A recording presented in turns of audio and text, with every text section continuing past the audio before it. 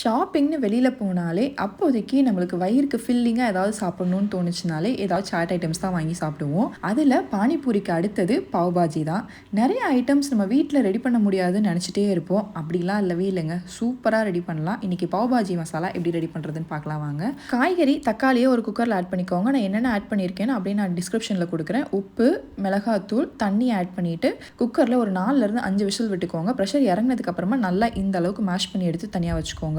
ஒரு அடிகனமான பாத்திரத்தில் எண்ணெய் பட்டர் ஆட் பண்ணிவிட்டு ஜீரகம் போட்டு பொரிஞ்சதுக்கு அப்புறமா நல்லா ஃபைனாக சாப் பண்ண வெங்காயத்தை ஆட் பண்ணிட்டு நல்லா வதக்கி விடுங்க. வெங்காயம் வதங்கிட்டு இருக்கும்போதே பச்சை மிளகாவை ஆட் பண்ணிக்கோங்க.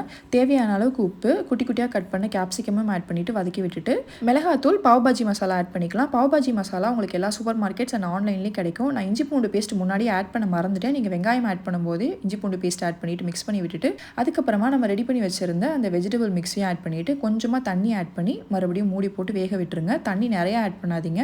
இந்த மசாலா வெஜிடபிள்ஸ்லாம் நல்லா மிக்ஸ் ஆகிற அளவுக்கு வெந்தால் போதும். அதுக்கப்புறமா சிம்மரில் வச்சுட்டு மறுபடியும் இதை நல்லா மேஷ் பண்ணி விட்டுட்டு கேஸை ஆஃப் பண்ணிவிட்டு கொத்தமல்லி தலை, கொஞ்சமாக எலுமிச்சம்பழம், பட்டரை போட்டுட்டு மறுபடியும் மிக்ஸ் பண்ணி விட்டுட்டு மூடி வச்சுருங்க. இந்த பாவ் பன் எல்லா கடையிலையுமே கிடைக்குங்க. சென்னையில் மோஸ்ட்லி கிடைக்கும். மற்ற ஊரில் எப்படின்னு எனக்கு தெரியல. உங்களுக்கு சப்போஸ் பாவ் பன் கிடைக்கலன்னா நார்மலாக உங்களுக்கு டீ பன் இருக்கும்ல, அதை கூட இந்த மாதிரி பட்டரில் 2 பக்கமும் டோஸ்ட் பண்ணிவிட்டு வெங்காயம், எலுமிச்சம்பழம் வச்சு சர்வ் பண்ணிங்கன்னா சூப்பர் டேஸ்டியாக இருக்கும். கண்டிப்பாக ட்ரை பண்ணுங்கள், மிஸ் பண்ணிடாதீங்க.